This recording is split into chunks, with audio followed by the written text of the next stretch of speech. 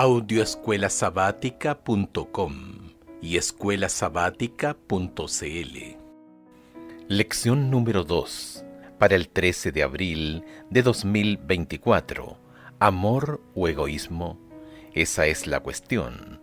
Sábado 6 de abril, para memorizar. No temas, que yo estoy contigo. No desmayes, que yo soy tu Dios, que te fortalezco. Siempre te ayudaré, siempre te sustentaré con la diestra de mi justicia. Isaías capítulo 41, versículo 10. Supongamos que eres un pastor que cuida de sus cabras en las laderas del Monte de los Olivos. Oyes voces, inmediatamente reconoces la voz de Jesús. Te asombra lo que dice. A sus discípulos les resulta difícil comprenderlo. Mientras el sol poniente resplandece en la cúpula dorada del templo y se refleja en las magníficas paredes de mármol, Jesús afirma: les aseguro que no quedará piedra sobre piedra que no sea derribada.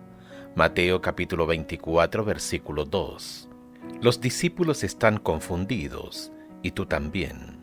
¿Qué podrían significar estas palabras? ¿Qué relación tienen con el fin del mundo, por el que preguntaron los discípulos de Jesús? Absorto, escuchas cómo Jesús combina magistralmente la destrucción de Jerusalén con los sucesos previos a su regreso. Se describe la estrategia de Satanás para engañar y destruir al pueblo de Dios en el tiempo del fin. Las instrucciones de Jesús en Mateo capítulo 24 describen claramente los acontecimientos de los últimos días en el contexto de la caída de Jerusalén. Estudiaremos la doble estrategia de Satanás para engañar y destruir al pueblo de Dios. Lo que al maligno no consigue mediante la persecución, espera conseguirlo mediante la transigencia. A Dios nunca nada lo toma por sorpresa. Protege a su pueblo incluso en los momentos más difíciles. La lección de esta semana se basa en el conflicto de los siglos, capítulo 1 y capítulo 2. Domingo 7 de abril. Un Salvador con el corazón roto. Mientras Jesús estaba sentado en el Monte de los Olivos, con vistas a la ciudad de Jerusalén, su corazón estaba destrozado. El Evangelio de Juan dice: vino a lo que era suyo, y los suyos no lo recibieron. Juan capítulo 1, verso 11. Jesús hizo todo lo posible para salvar a su pueblo de la destrucción venidera de su amada ciudad. El amor de Jesús por su pueblo fluía de un corazón de amor infinito. Repetitivamente le suplicó que se arrepintiera y aceptara su misericordiosa invitación. Escucha Lucas capítulo 19, versículos 41 al 44, Mateo capítulo 23, versículos 37 y 38, y Juan capítulo 5, verso 40. ¿Qué te dicen estos versículos sobre la actitud de Jesús hacia su pueblo y la respuesta de éste a su amorosa invitación de gracia y misericordia? ¿Qué revelación del carácter de Dios puedes ver aquí? Lucas capítulo 19, versos 41 al 44. Y cuando llegó cerca de la ciudad, al verla, lloró sobre ella, diciendo: oh, si también tú conocieses, a lo menos en este día, lo que es para tu paz. Mas ahora está encubierto de tus ojos, porque vendrán días sobre ti, cuando tus enemigos te rodearán con vallado, y te sitiarán, y por todas partes te estrecharán, y te derribarán a tierra, y a tus hijos dentro de ti, y no dejarán en ti piedra sobre piedra, por cuanto no conociste el tiempo de tu visitación. Mateo capítulo 23, versos 37 y 38. Jerusalén, Jerusalén, que matas a los profetas y apedreas a los que te son enviados. ¿Cuántas veces quise juntar a tus hijos, como la gallina junta sus polluelos debajo de las alas, y no quisiste? He aquí vuestra casa os es dejada desierta. Juan capítulo 5, verso 40. Y no queréis venir a mí para que tengáis vida. Es difícil entender un acontecimiento como la destrucción de Jerusalén a la luz del carácter amoroso de Dios. La historia revela que decenas de miles murieron cuando el general romano Tito atacó la ciudad. Jerusalén fue devastada. Hombres, mujeres y niños fueron masacrados. ¿Dónde estaba Dios cuando su pueblo sufría tanto? La respuesta es clara, pero no es fácil de entender. Su corazón estaba destrozado. Sus ojos se llenaron de lágrimas. Durante siglos le tendió la mano a su pueblo. Por su rebelión contra la amorosa bondad de Dios, perdieron su protección divina. Dios no siempre interviene para limitar los resultados de las decisiones de su pueblo. Permite que se desarrollen las consecuencias naturales de la rebelión. Dios no causó la matanza de niños inocentes en la destrucción de Jerusalén. La trágica muerte de los inocentes fue obra de Satanás, no de Dios. Satanás se deleita en la guerra porque despierta las peores pasiones del corazón humano. A lo largo de los siglos ha sido su propósito engañar y destruir, para luego culpar a Dios de sus malas acciones. Escucha Mateo capítulo 24, versos 15 al 20. ¿Qué instrucción le dio Jesús a su pueblo para salvarlo de la destrucción venidera de Jerusalén? Por tanto, cuando veáis en el lugar santo la abominación desoladora de que habló el profeta Daniel, el que lee entienda, entonces los que estén en Judea huyan a los montes. El que esté en la azotea no descienda para tomar algo de su casa, y el que esté en el campo no vuelva atrás para tomar su capa. Mas ay de las que estén encintas y de las que críen en aquellos días. Orad pues que vuestra huida no sea en invierno ni en día de reposo. Qué bueno recordar que la gran mayoría de los cristianos que vivían en Jerusalén en el año 70 después de Cristo eran de origen judío. Un Dios amoroso deseaba preservar la mayor cantidad posible de su pueblo. Por eso dio las instrucciones de que, cuando se acercaran los ejércitos romanos, debían huir de la ciudad. Reflexiona en lo siguiente. Nosotros no juzgamos el carácter de Dios por los sucesos que vemos a nuestro alrededor, sino que los interpretamos a través del prisma de su carácter amoroso revelado en la Biblia. ¿Por qué este es un buen consejo? Lunes 8 de abril. Cristianos salvaguardados providencialmente. La gracia, la providencia y la presencia de Dios se revelan claramente en los sucesos que llevaron a la destrucción de Jerusalén. El ejército romano de Gestio Galo rodeó la ciudad, pero cuando su ataque parecía inminente, inesperadamente se retiró. Los ejércitos judíos los persiguieron y obtuvieron una gran victoria. Mientras los romanos huían y los judíos los perseguían, los cristianos de Jerusalén huyeron a Pela, al otro lado del río Jordán. Ya estaba dada la señal prometida a los cristianos que aguardaban, y en ese momento se ofreció una oportunidad a todos los que quisieran, en obediencia a la advertencia del Salvador. Los sucesos se desarrollaron de modo tal que ni los judíos ni los romanos hubieran podido evitar la huida de los cristianos. Elena de White, El conflicto de los siglos, página 34. Escucha el Salmo 46, verso 1, e Isaías capítulo 41, versículo 10. ¿Qué nos dicen estos pasajes acerca del cuidado providencial de Dios? Salmo 46, versículo 1. Dios es nuestro amparo y fortaleza, nuestro pronto auxilio en las tribulaciones. Isaías capítulo 41, versículo 10. No temas, porque yo estoy contigo. No desmayes, porque yo soy tu Dios que te esfuerzo. Siempre te ayudaré, siempre te sustentaré con la diestra de mi justicia. Dios es soberano y gobierna los acontecimientos de la tierra para el cumplimiento final de sus propósitos divinos. Aunque a veces Dios altera sus planes originales sobre la base de nuestras decisiones humanas, su plan final para este planeta se cumplirá.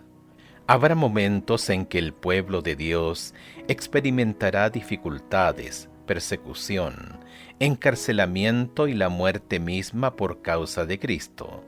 Pero aún en los tiempos más difíciles, Dios sostiene y salvaguarda a su iglesia.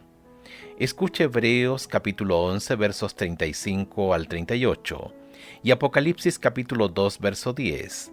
¿Qué realidad muestran estos textos sobre nuestra batalla contra las fuerzas del mal? ¿Cómo armonizan estos pasajes con la idea de la protección de Dios de la pregunta anterior? ¿Existe alguna contradicción entre la idea de la protección de Dios y el hecho de que Dios permita que algunos afronten sufrimientos dolorosos e incluso la muerte de un mártir por causa de Cristo? Hebreos capítulo 11 versos 35 al 38. Las mujeres recibieron sus muertos mediante resurrección, mas otros fueron atormentados, no aceptando el rescate, a fin de obtener mejor resurrección.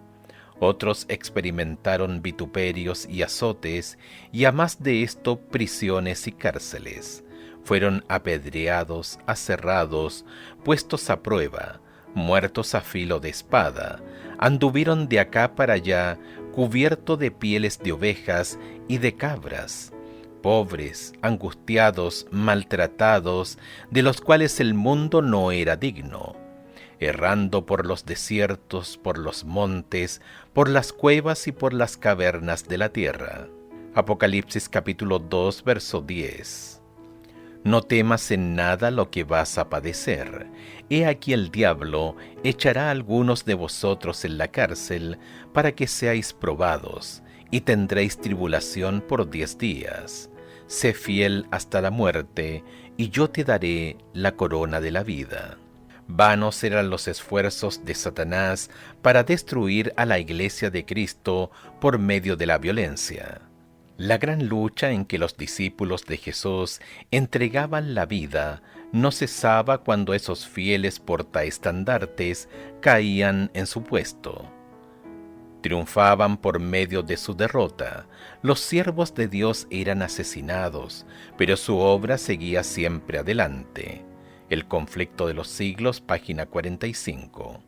¿Qué debería significar para nosotros el hecho de que los autores bíblicos, que sin duda conocían el dolor y el sufrimiento, pudieran escribir, vez tras vez, sobre la realidad del amor de Dios? ¿Cómo podemos experimentar ese mismo amor? Martes 9 de abril. Fieles en medio de la persecución. Durante los primeros siglos del cristianismo, la iglesia cristiana creció rápidamente. A pesar de los encarcelamientos, las torturas y las persecuciones, los creyentes fieles, totalmente comprometidos con Cristo, llenos del Espíritu Santo, proclamaban su palabra con poder, y decenas de miles de personas se convertían y su vida cambiaba. Escucha Hechos capítulo 2 verso 41, capítulo 4 verso 4 y 31, capítulo 5 verso 42 y capítulo 8 versos 1 al 8.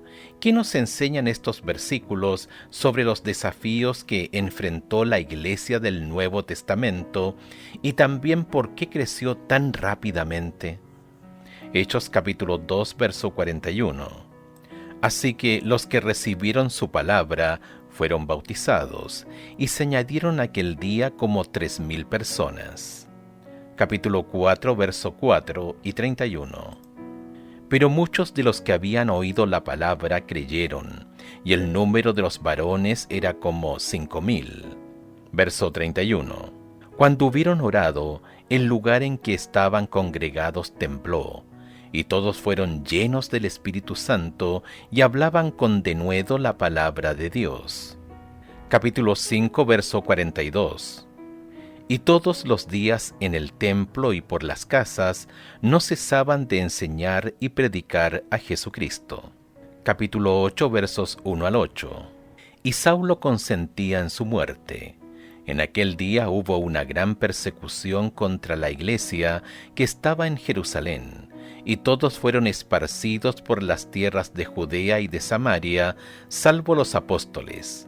Y hombres piadosos llevaron a enterrar a Esteban, e hicieron gran llanto sobre él. Y Saulo asolaba la iglesia, y entrando casa por casa, arrastraba a los hombres y a mujeres, y los entregaba en la cárcel. Pero los que fueron esparcidos iban por todas partes anunciando el evangelio. Entonces Felipe, descendiendo a la ciudad de Samaria, les predicaba a Cristo. Y la gente unánime escuchaba atentamente las cosas que decía Felipe, oyendo y viendo las señales que hacía. Porque de muchos que tenían espíritus inmundos salían esto dando grandes voces, y muchos paralíticos y cojos eran sanados, así que había gran gozo en aquella ciudad. Los discípulos soportaron amenazas. Hechos capítulo 4, verso 17, encarcelamientos, Hechos capítulo 5, versos 17 y 18, persecución, Hechos capítulo 8, verso 1, y la muerte misma, Hechos capítulo 7, verso 59, capítulo 12, verso 2, pero con el poder del Espíritu Santo proclamaron valientemente al Cristo resucitado, y las iglesias se multiplicaron por toda Judea, Galilea y Samaria. Hechos capítulo 9, verso 31. Los bastiones del infierno se sacudían, se quebraban los grilletes de Satanás, la superstición pagana se derrumbaba ante el poder del Cristo resucitado. El Evangelio triunfaba contra todo pronóstico. Los discípulos ya no se escondían en el aposento alto. El miedo se dispersó como una sombra que se desvanece. En su lugar, la fe llenó el corazón de los discípulos. Una visión de su Señor resucitado les dio nueva razón para vivir. Nuestro Señor no solo les había dado la gran comisión, Marcos capítulo 16, verso 15, sino también la gran promesa. Pero recibirán poder cuando venga sobre ustedes el Espíritu Santo, y me serán testigos en Jerusalén, en toda Judea, en Samaria y hasta lo último de la tierra. Hechos capítulo 1, verso 8. El Evangelio penetró hasta los rincones más remotos de la tierra. Colosenses capítulo 1, verso 23. Aunque el último de los discípulos, Juan, murió a fines del siglo I, otros recogieron la antorcha de la verdad y proclamaron al Cristo vivo.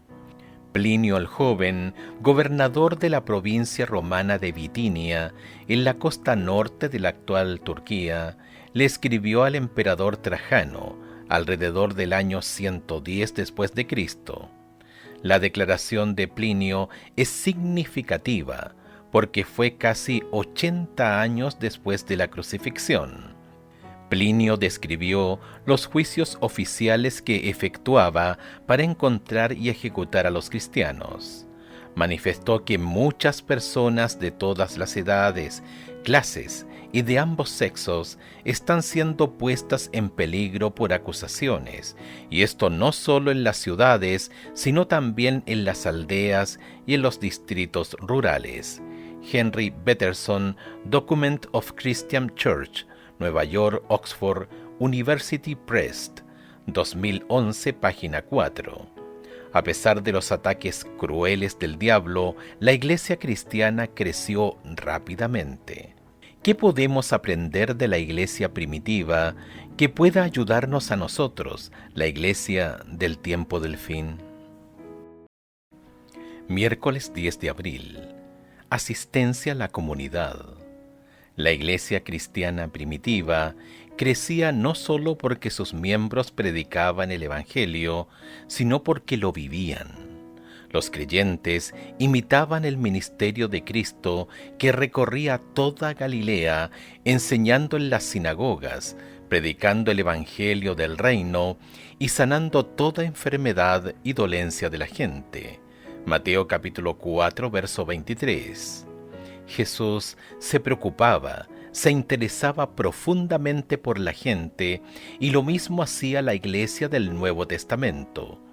Fue ese amor abnegado y el compromiso de satisfacer las necesidades humanas, combinados con la difusión de las buenas nuevas del Evangelio, con el poder del Espíritu Santo, lo que tuvo tanto impacto en el mundo en los primeros siglos de la Iglesia cristiana.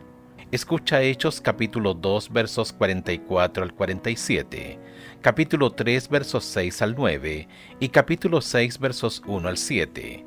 Aunque las circunstancias varían, ¿qué principios podemos aprender de estos pasajes sobre el cristianismo auténtico? Hechos capítulo 2 versos 44 al 47.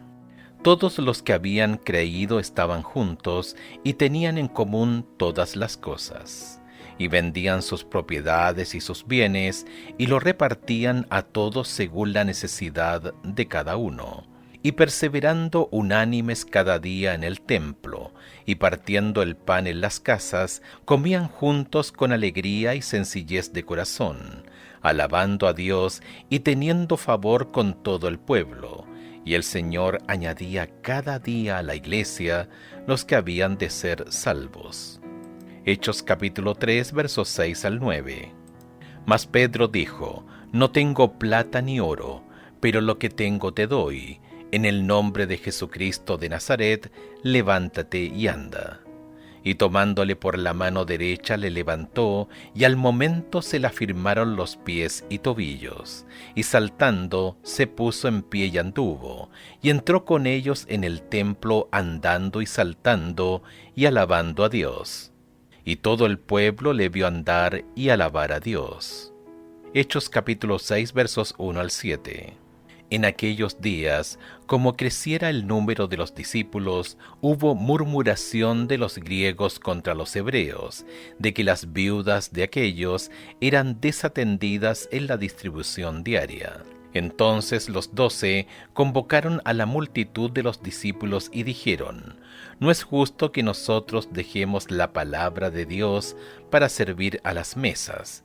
Buscad pues, hermanos, de entre vosotros a 7 varones de buen testimonio, llenos del Espíritu Santo y de sabiduría, a quienes encarguemos de este trabajo. Y nosotros persistiremos en la oración y en el ministerio de la palabra. Agradó la propuesta a toda la multitud y eligieron a Esteban, varón lleno de fe y del Espíritu Santo, a Felipe, a Prócoro, a Nicanor, a Timón, a Parmenas y a Nicolás, prosélito de Antioquía, a los cuales presentaron ante los apóstoles, quienes orando les impusieron las manos. Y crecía la palabra del Señor, y el número de los discípulos se multiplicaba grandemente en Jerusalén. También muchos de los sacerdotes obedecían a la fe. Estos creyentes del Nuevo Testamento siguieron el modelo de Cristo, a quien, como expresó Pedro, Dios ungió con el Espíritu Santo y con poder. Pasó haciendo el bien y sanando a todos los oprimidos por el diablo, porque Dios estaba con él. Hechos capítulo 10, verso 38. La iglesia de Cristo era su cuerpo en la tierra, y también en estos primeros siglos expresó el amor abnegado de Cristo y su preocupación por la humanidad herida y quebrantada. Estos creyentes eran ejemplos vivos de la compasión de Cristo. En el gran conflicto que asola al universo, el diablo quiere desfigurar la imagen de Dios en la humanidad, mientras que el propósito es restaurarla. Esto incluye la restauración física, mental, emocional y espiritual. En Juan capítulo 10, verso 10, Jesús revela su plan para cada uno de nosotros. El ladrón no viene sino a hurtar, matar y destruir. Yo he venido para que tengan vida y para que la tengan en abundancia.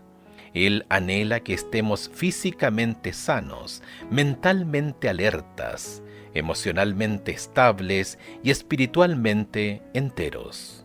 Esto es especialmente cierto a la luz de la promesa de su segunda venida. Este mundo enfrenta una enorme crisis.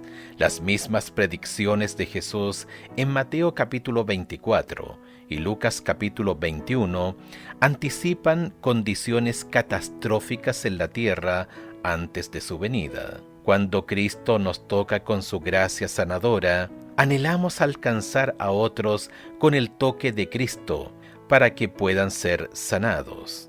Jesús nos envía a un mundo quebrantado como embajadores de Cristo para tocar a otros con su amor. El cristianismo del Nuevo Testamento se caracterizó por el amor de los cristianos entre sí y por sus comunidades. Para analizar, ¿qué función cumple la Iglesia en la cooperación con Cristo para demostrar que las acusaciones de Satanás son falsas?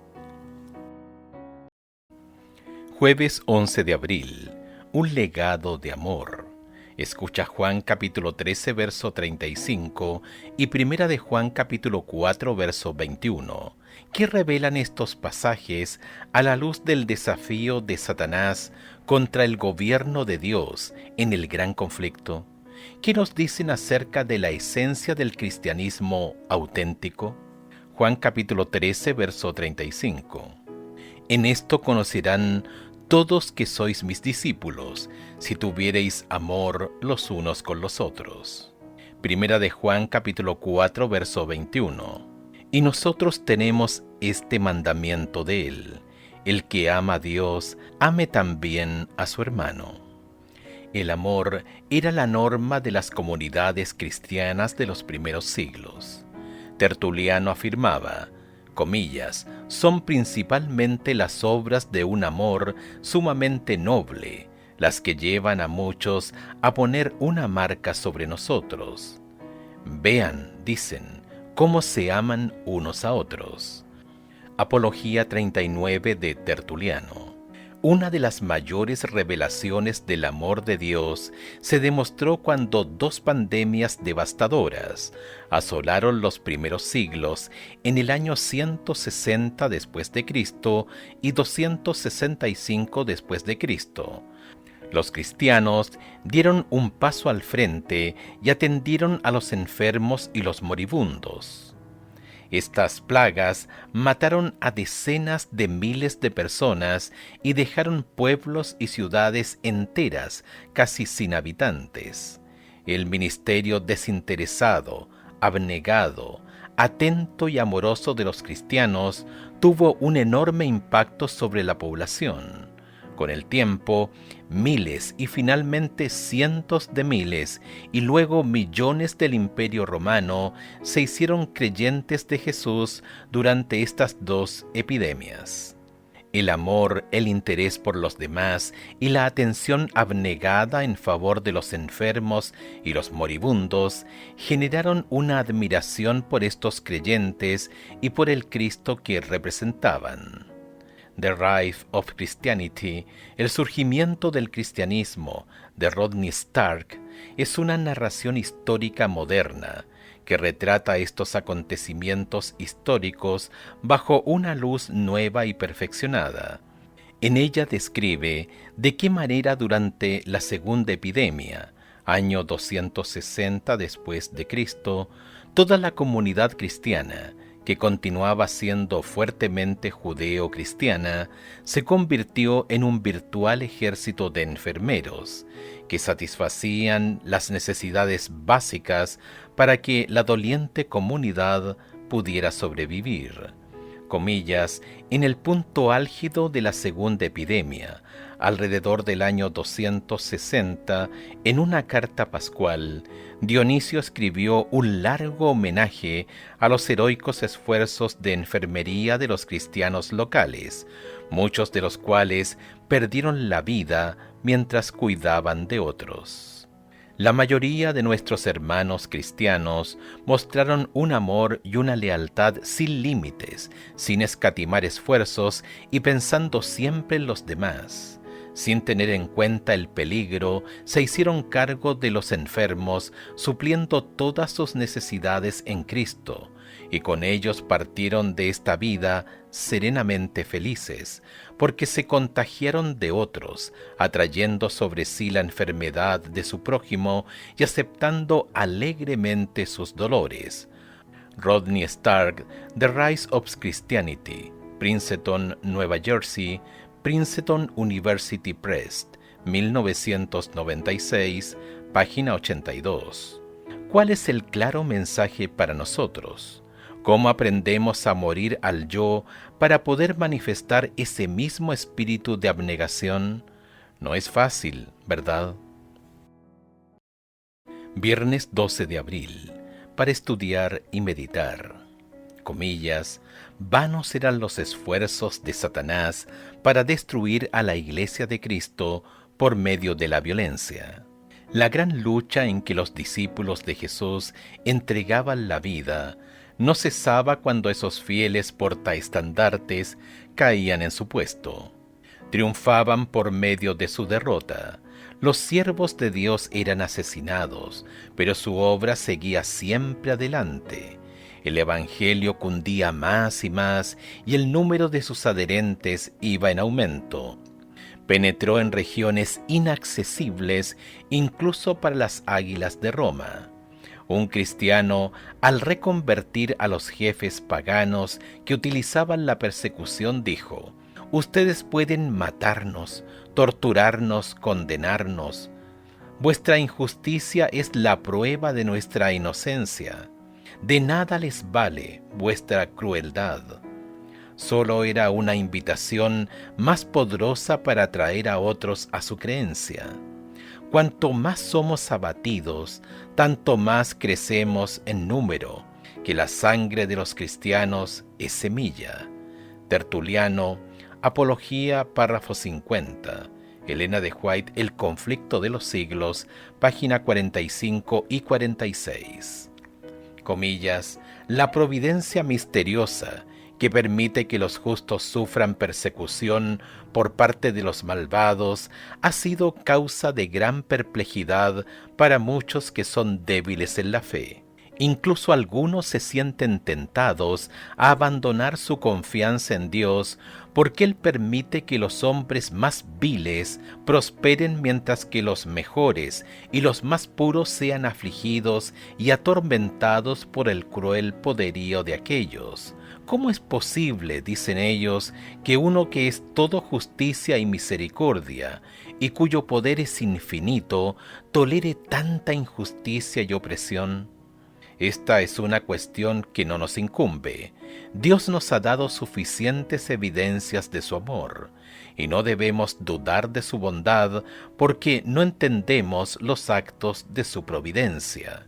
El conflicto de los siglos, página 51. Preguntas para dialogar. 1.